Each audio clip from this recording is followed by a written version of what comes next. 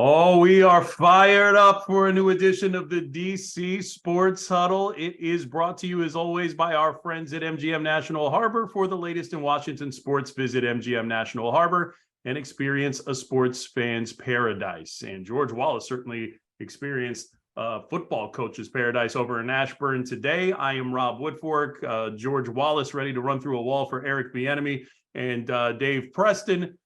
Pretty coachable, but I think he subscribes more to the Jim Zornstay medium sort of. He looks like he's going on a cruise. Hey, you know what? It's 70 plus degrees Thursday. I gotta like break out. Yeah. This is the Cutter shirt. Yeah, Cutter likes to wear this shirt. As a matter of fact, don't encourage him, because now he's going to go grab a hat and then we're going to have props and it's going to be a whole thing. But I tell you what, at least the tree's down. At least the tree's down. Yeah, the tree's down, boys. But when you replace it with tri-corner hats, that's a significant downgrade.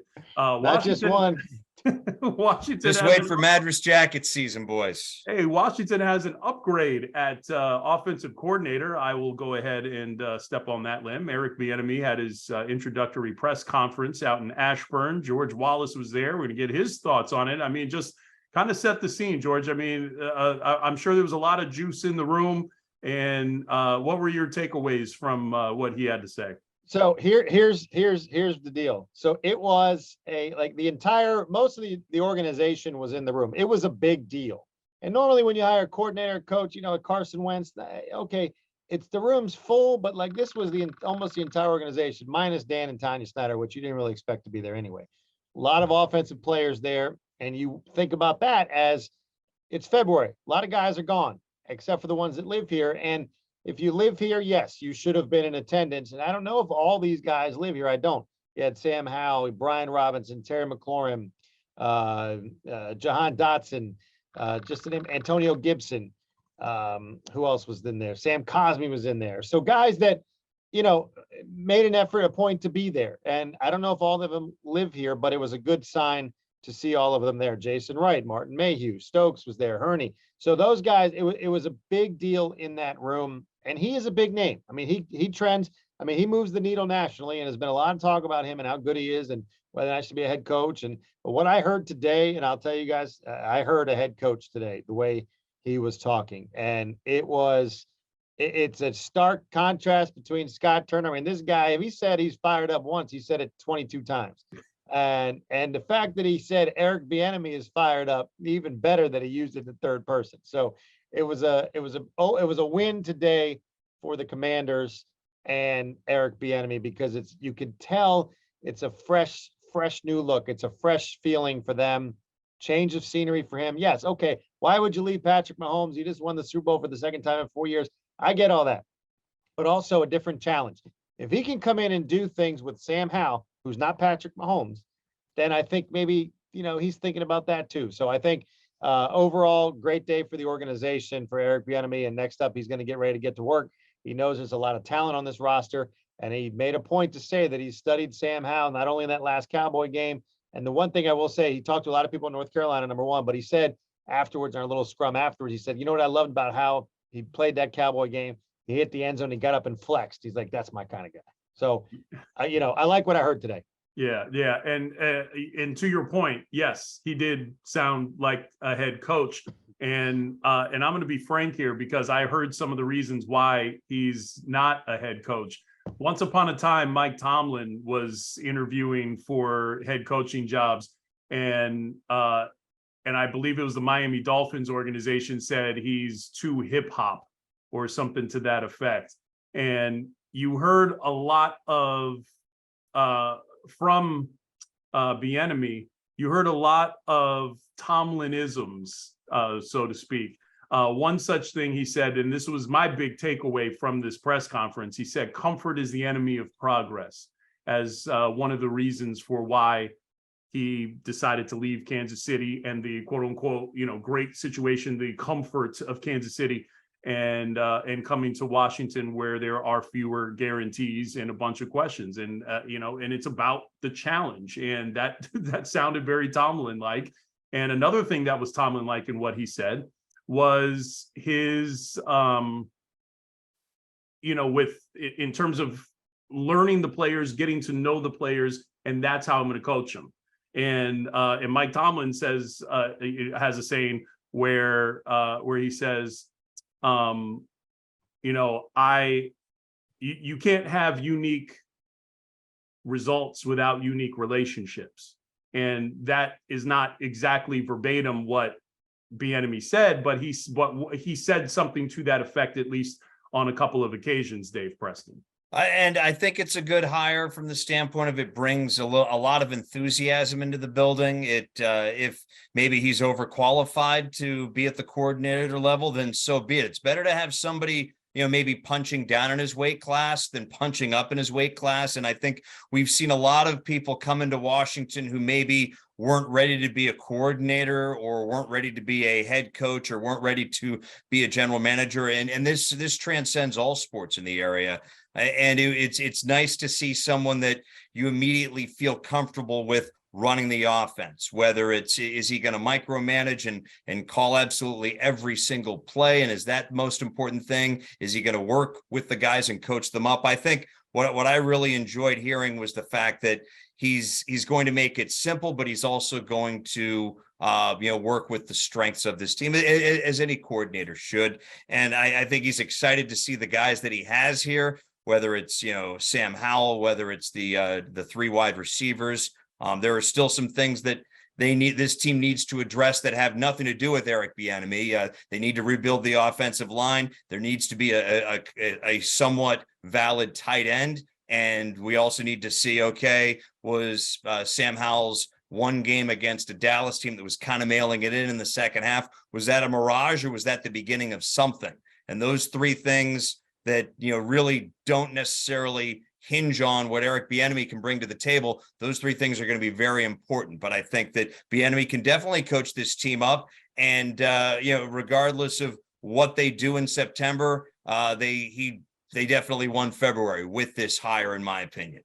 And another aspect of, just to go back to the point about the, why he's not a head coach, just in listening to him, it reminded me somewhat of some of the stuff that people were saying about Cam Newton when he was coming out in the draft back in 2011. Is, he said a lot of the right things. He was, he had that same sort of energy about him that maybe Bieniemy does, but it was like, oh, it doesn't sound genuine, or it doesn't sound right, or what have you. And it's just like, that just that nitpicking that doesn't happen with some of the white counterparts. You saw some of that, I thought, on display in terms of that energy. If I'm a player, I want to run through a wall for that guy. I mean, that energy and accountability. I mean, those are the kinds of words, those are the kinds of things that I think players look for, unless your name is, of course, Shady McCoy, who had some unflattering things to say. Yeah. But he did. But he deflected that well, right, George? He did. And we were right there. He said it kind of afterwards in our little scrum off to the side. He goes, look, he's a future Hall of Famer. He's entitled to his opinion. That's fine. Like, he could have done it differently, but he handled that well also. And the other thing I like to hear him talk about, you heard Joe Gibbs talk about this a lot, about character guys. And he talked about getting to know the players and getting to know their character and wanting character guys, things like that. Because it came up about how, you can be hard on certain guys and not on certain guys. He goes, look, the way you do that is you have a relationship with your players. You know your players. You don't just know them as 17 or 24. You have a relationship with them, and you know what you can do, how far you can push them, and things like that. The other thing, and I'm just kind of thinking about as we're talking here, the non-negotiables he was asked about. David Aldridge asked about that, and I thought that was a great question. He said, look, about effort. He goes, you can't teach second effort. He goes, you always thought if you want something in life, you got to go after it. He goes, the effort, and things like that. Like, that's stuff that you have to put effort in every time you step on the field, and he's going to hold guys accountable for it. And he was talking to guys right up front. A lot of them are right there. So he's talking, you could tell he's talking to them kind of through us. And, just the reaction of the guys that were there afterwards when they went up to him, and Terry McLaurin, big hug for him, Sam Howell, Antonio Gibson, Brian Robinson, things like that. And like he said, we can't talk football yet, but I get a chance to know these guys. So I thought that was pretty impressive. It was also pretty impressive that he recognized David Aldridge, who, of course, we've had on this show. So I love that game. Where do you think he knows him from? game. Where do you think he knows him from? Obviously, the huddle. Yeah, right. Exactly. Yeah. So I think we all sort of unilaterally, we're all of the same mind in terms of this is a home run hire. I don't know that we fully expected this to come to pass when we sat here last week talking about even the possibility of him being the offensive coordinator. So I think it's a fair question. What are the expectations for this team now? Because that, to me, look, the hire makes all the sense in the world on paper. You wish he was a head coach, from a global standpoint, but Washington has him, and I think he's a great asset. But to what extent? What's a realistic benchmark for him? Because he's coming here, but he's not bringing Patrick Mahomes. He's not bringing Travis Kelce or that great offensive line. So, so you're dealing with Sam Howell, you're dealing with what you have here. And I think job one, and I think they mentioned this, is rebuilding that offensive line. Yeah. So with that in mind, you've got an offensive line, you've got some skill position players that are pretty good. I think the difference between Washington being a playoff contender and being what they've been, and that is a team without a winning record, is just one touchdown. I mean, they've been averaging, what is it, Dave, below 20 points a game? It's not been good. It's not been good. And I think if you get that scoring average up to 25, 26 a game, which puts you in the middle of the pack, good teams average over 30 points a game. I don't think they're going to get that sort of jump from him.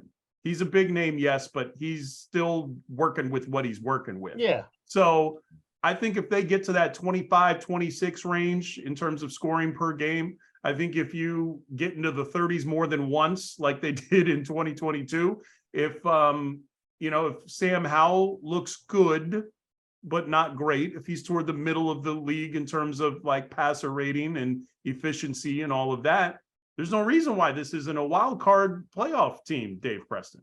I think expectations for this team, Rob, top half offensively. And that's, because they've been in, I think the 3 years under Ron Rivera, they've been 23rd, 24th, and 25th, not necessarily. And they've had the worst quarterback play of anybody by far. They've had the worst quarterback play. Yeah. So I think they need to be in the top half of, scoring and total offense. They need more explosive plays too, as opposed to, the longer your drives are, the more opportunities there are for you to mess up, especially with the guys they have on this team. Terry McLaurin, Jahan Dotson, even Curtis Samuel can get stuff done. They need to be able to stretch the secondary a little bit more. Quarterback progression is another thing that I'm looking for. If Sam Howell is the starter, if he's QB1, let's see him improve over the course of the season. The Carson Wentz that we saw in week 1 against Jacksonville, a million times better than the Carson Wentz that we saw just a few weeks later. As it felt like there was a bit of regression, even though they beat the Bears. It was not a good effort by him and the offense. Those are the three things right there. We need to see quarterback improvement over the course of the season. I think, especially with a young guy like Sam Howell, there's a bigger chance for the slope to be higher, meaning we have just scratched the surface on what he can do. Maybe he can't do much, but we're going to find out exactly, is the slope here, is the slope there? As I'm going back to trigonometry in high school. Again, explosive plays, and that helps with an improving quarterback. And then everything gets baked into the situation where you have an offense that's in the top half, because this is an offensive league. And yes, it's nice to have a great defense, and a defense can help carry you here and there. But as you mentioned, Rob, you need to at least be a threat to score 30 points, as opposed to getting to 30 because of a fumbled kickoff return or something like that. Yeah, and look, this team, and he said it too. He goes, look at this roster. I mean, let's be honest. This team needs to beat the Giants or Cleveland at home, and you go to the playoffs. That's how close it is. And that was awful. But so the pieces are there. Yeah, and look, Sam Howell doesn't have to be great, right? He doesn't have to be great. Right. So you just need to be good. If they got okay quarterback play, they're a consistent wild card contender year in and year out. And that's been the one thing that has held them back. Yep. And we don't have to talk about it today, but I mean, you have an all-star coordinator in Bieniemy now, you have a good defensive coordinator, you have a solid head coach.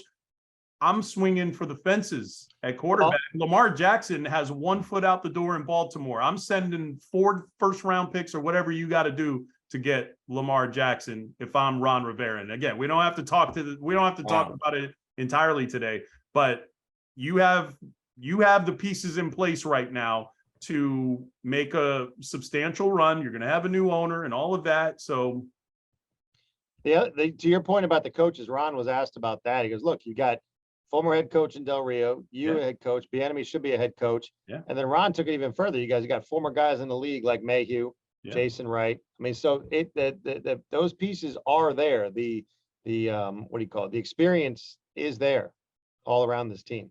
So what is your expectation, George, for the 2023 Commanders offense? I expect to win. Okay. You don't go to any season not expecting to win, go to the playoffs and win the Super Bowl. Okay. Anything else is loser talk. Do you understand me? And that's what he said too. That's what he said. He's like, I don't care about numbers. I don't care about rushing yards or passing yards or any of that. Like, I care about winning. And it's like, that's very coach speak answer, but you know, that, I mean, you play to win the game, as Herm Edwards once said, right? And like Ron said too, he goes, lots been made about when they talked about running 2-1. He goes, I want that at the end of the game if you got to run 2-1. It's like, okay, well, I don't know if that's what you meant early on when you thought that's not what he meant. You know, with this hire, guys, I have upgraded my offseason expectations from 7-8-2 to 10-4-3. Book it. Is it time to go? Yeah. I mean, yeah, it's time for you to go.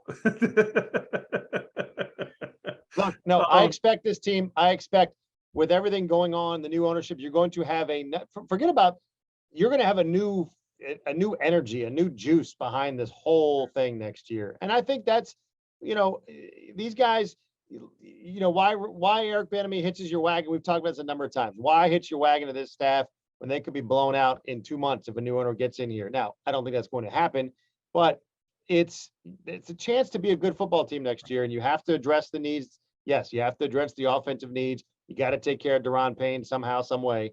But this has a chance to be a good football team, and you kind of get those other pieces in place. You're going to have a total new energy, like I say, with the new ownership, new juice behind it, the fans in the stands. I don't care who they're playing. As soon as the first game without Dan as the owner, that place is going to be full. I promise you that on opening day. I would say I agree with you, actually. I think now I got to go. It's going to be rocking, and there's going to be a lot of excitement, just like we had at this press conference today. Dave Preston, Alex Ovechkin, as of this recording, returning to the Capitals lineup against the Anaheim Ducks. They need him badly. Last 5 games, all losses. They're averaging only 1.6 goals per game. Getting Ovi back, right, that has to turn the tide, right? Yeah, and Rob, you hate to call someone irreplaceable in hockey because with 4 lines and 3 defensive combinations, guys leaving the ice every 50 seconds tops, everyone is replaceable, unfortunately, by just the way that the game is played.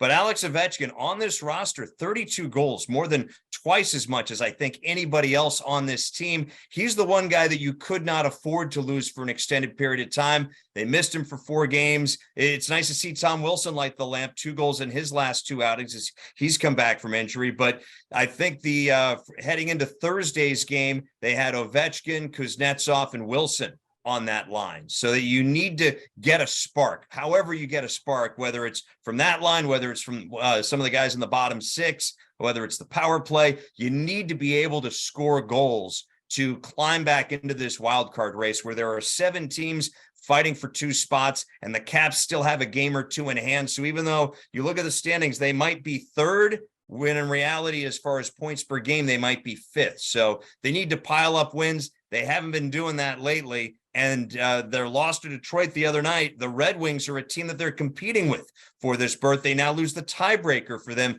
if they're tied for that final spot. So huge game this Saturday. I'll be there at Capital One Arena. a chance to catch the Caps on national TV against the Rangers, who are in the top 3 of the division. So they are a playoff team. They're a contender. The Caps are trying to not be a pretender at this point of the season. And they need, you hate to see what has happened to Alex Ovechkin. We've all lost family members, I think, and not, it sucks to lose your dad. I lost my father, when I was younger, and it's a tough thing to come back from immediately.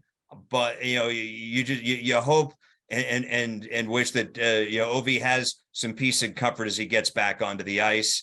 And that a lot of these guys who have played hockey, their dads have been such a big part of them playing and getting into the game.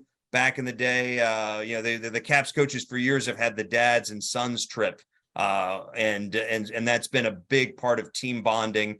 And so it's why when after TJ Oshie's father passed and he had his big night, the other players were so emotional because they not only loved playing with Oshie, they loved his dad too, having gotten a chance to meet him. And I'm sure that, and it's not just the Russian players on this roster who know Ovechkin's father who passed. No, that, I mean, these guys all know him. He's around the team a lot. He is a part of this family. And I think in hockey, you really, there is, I'm not saying it's better than any of the other sports, but it is definitely different. And there is definitely a family atmosphere. And I think Ovi's first game back, if it's against Anaheim, if it's against the Rangers, whenever it does happen, it's going to be an emotional moment for these guys. And we've seen Hollywood scripts happen in sports where Brett Favre comes back after losing his father and lights it up on Monday Night Football. We've seen TJ Oshie have an incredible night, his first night back on the ice after his dad's passing. And you continue to wish Ovi peace and comfort, and you wonder, okay, does he get, because he is, even before he had to leave, he was the team's best player, best goal scorer, and you wonder if maybe at this stage of his career, Ovi takes the team on his shoulders one more time for a run into the wild card. Yeah, that's the hope. And obviously, yes, peace and comfort to Ovechkin and his family. I too have lost my father. I lost him a little bit after I turned 30, actually. So he never saw me work at WTOP, which is something that's always been a little heart-wrenching for me, just because I know he was a listener when I was a kid, and it would have been great if he got a chance to see that. But thankfully he does have the comfort of having shared the Stanley Cup with his dad during that run 5 years ago. And he mentioned that as one of his favorite memories, and he had to do the quick qualifier any married man has to, of course, behind the kids and getting married, because you don't want to have to sleep on the couch tonight. But I obviously from a hockey standpoint, you have to have him. Scoring is a big part of why they've struggled lately, and he certainly brings that in. Speaking of scoring, George is back. Howard and Navy have been playing some really good basketball. I was checking out the Navy American game the other night, and wow, I mean, Navy is on it. I mean, with that win, they avenged the only loss they've had in their last 11 games, Dave Preston. And I thought you were going to mention Dan Lang, handling the play-by-play. That's your boy. That's your boy. No. Hey, didn't you sing at his wedding? No, I don't know. No, he's not married. We're near the final stages of the regular season, gentlemen, and there's always focus on, is Maryland going to be a 7th or 8th seed? Where is Virginia after their really bad loss on the road to Boston College? But then you have a couple of these, and you hate to call them small schools, but these schools from one bid leagues where you have to win the conference tournament or you have no chance whatsoever of making the NCAA tournament. Navy's having their best season in years. They've won 7 straight, 10 of 11. They haven't made the NCAA tournament since 1998. Howard, meanwhile, has won 8 of 9. They have really looked good over the last couple of weeks. They haven't made the tournament since 1992. And although they won't necessarily lock up a tournament bid over the next week because they both have conference tournaments to play, Navy takes on Colgate this Saturday. If there is a preseason, if there's a favorite in the Patriot League right now, it's Colgate. They've lost just once. They lost at American a few weeks ago. And other than that, they've been absolutely dominant. The Saturday's game won't affect their seeding from the standpoint of they won't get to be number one. But if they do win or Lehigh loses, Navy gets to be number two. And when you're number two in the Patriot League, that means you can host the semifinal because it's all home court for the Patriot League tournament, unlike a lot of others that are at neutral sites. Playing at home against Lehigh is a lot easier than having to go on the road and having to go up to it's not Allentown, but to go up there where Billy Packer grew up and where my Uncle Jimmy went to school. I'll remember it one of these days. Howard, they take on Norfolk State next Thursday in their regular season finale. I believe Norfolk State, if they're not in second place, they're the other main contender in the MEAC. So that's going to be a nice barometer to see where they will fit in the upcoming tournament. And the way the MEAC handles their tournament, gentlemen, the men and the women play the same week. So you might play Monday and then not play until Thursday or Tuesday and then play Wednesday again. Life's a lot easier in that interesting tournament format setup. If you're the number one seed, you can call a lot more of your shots. So some big games that, it'd be nice to see both schools get into the tournament. Another school that is on the fringe that needs to win its league to get to the NCAA tournament is VCU. They have a huge test this Friday night against defending A-10 tournament champ Richmond. It always gets salty between those two schools. And I always wish that game were on a Saturday because I would drive down I-95 on a Saturday. I won't even think about it on a Friday, gentlemen. Well, first of all, traffic is always bad on I-95 in Virginia. Okay, I'm the resident traffic reporter in this group, so I can tell you the traffic on 95 sucks at all times. I That's why spent we 7 live in years that taking state. that to Richmond. Okay? But at least Yes, I'd have I an know. extra day. I'd have an extra, I could leave Friday at noon and get there by Saturday at noon. I mean, Saturday of which week? Yeah. George Wallace, did you have a parting shot or Nope. you're good? You're good? Do I need a No haircut? audible? Yeah. Do I need I a mean, haircut? look, man, I got the clippers right here in the crib, man. I got you, man. I got you. Appreciate that. Hey, man. Appreciate that. You see what I like about you, Rob, is that you cut your own hair, but I can't tell. That's Whereas right. There's That's a the key. dude in my building. We call And him also Jeff. do a really easy haircut and do it for 20 years. There's a dude who lives in my building. We call him Jeff with the G, and he cuts his own hair, and we know it. He doesn't have to tell us. That is amazing. He also dyes it in the summer.